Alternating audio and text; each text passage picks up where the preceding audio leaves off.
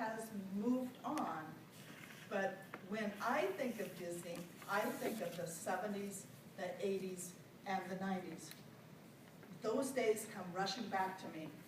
In fact, if things had been just a little bit different, I would be living in Florida today, maybe even working at Disney. Fellow Toastmasters and welcome guests, I was born in Indiana, and except for one awesome road trip, most of what we did stayed in Indiana. In 1974, I was almost finished with college, ready to get my associate degree, and one of my classmates mentioned that she was going to take our spring break week and go to Florida, where her parents actually lived. And I was excited to hear that and said, can I go along? Now, I was naive, a farm girl sort of thing.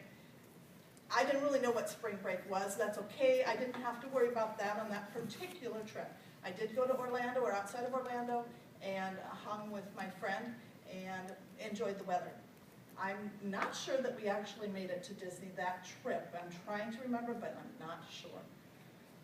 But the Florida bug was planted.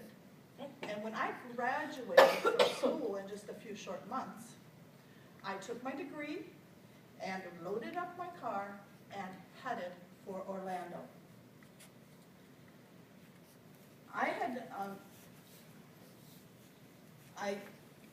Florida was captivating to me, so when I went down there, I was looking for work, and Disneyland, of course, you would think would be the ideal place to work.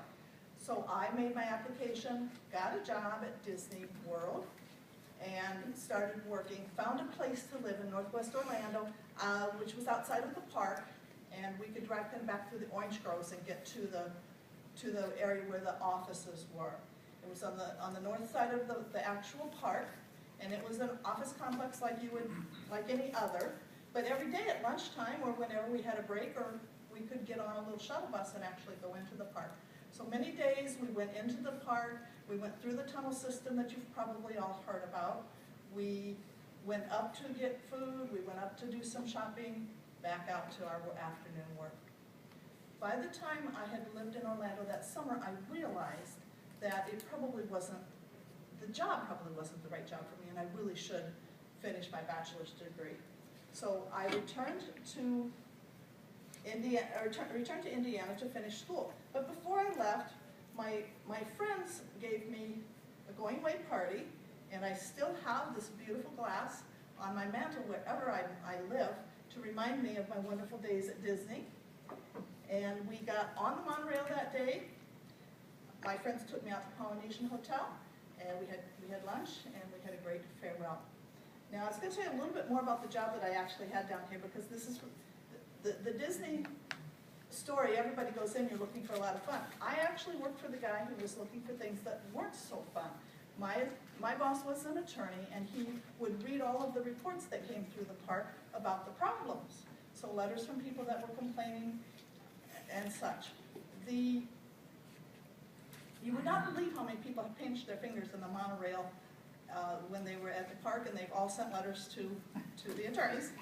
And then people would complain that their camera had gotten wet when they were on a ride, and they would say, you need to buy me another camera, you need to pay for my whole trip because you ruined my trip, those kinds of things. So those were the kinds of work that I was leaving behind.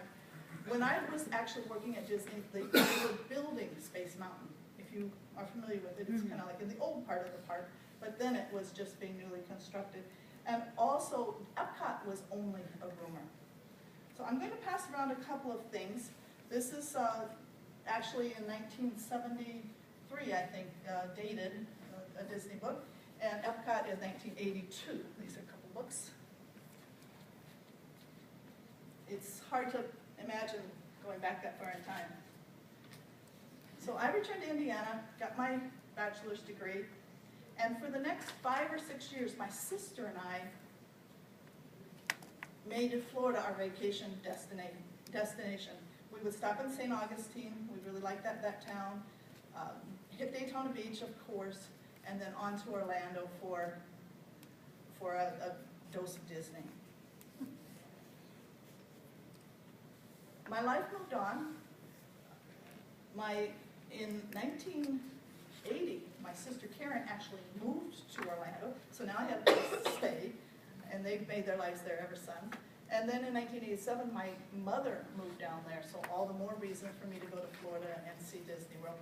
Then my sister Lisa married somebody who works at Disney, so then I was able to go into the park for free. And that was probably some of the funnest times we had at Disney, was going in to the park and just doing a couple things and coming back out. You didn't have to have that intense day, you didn't have to find all that energy, you just have a nice, quick visit, see some highlight or other. I had my children, Benjamin, my girls, in and out of Disney for many times, many reasons. My brother-in-law, Uncle David, would take us in and out of the park, take the kids in and out. It was great. At some point in time, the Disney Dazzle started wearing off on me. And it became more ordinary, not quite as important to get there, not quite as important to see all the pieces. Disney, of course, in the meantime, is growing and growing, but I've had many years, many decades of Disney by then, so it's kind of settling in. My kids have seen Disney, it's all great.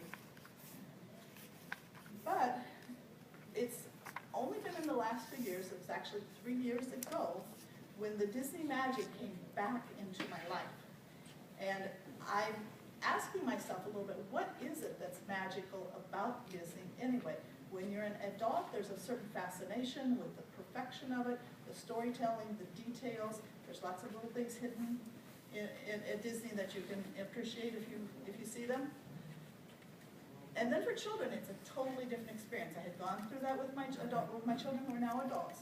But only 3 years ago, I actually took my granddaughter with me for a visit. I have a little video I'm going to share. This is my conclusion. I don't have sound, but what you can imagine is a lot of noise from the crowd, music from the parade. You can see that this is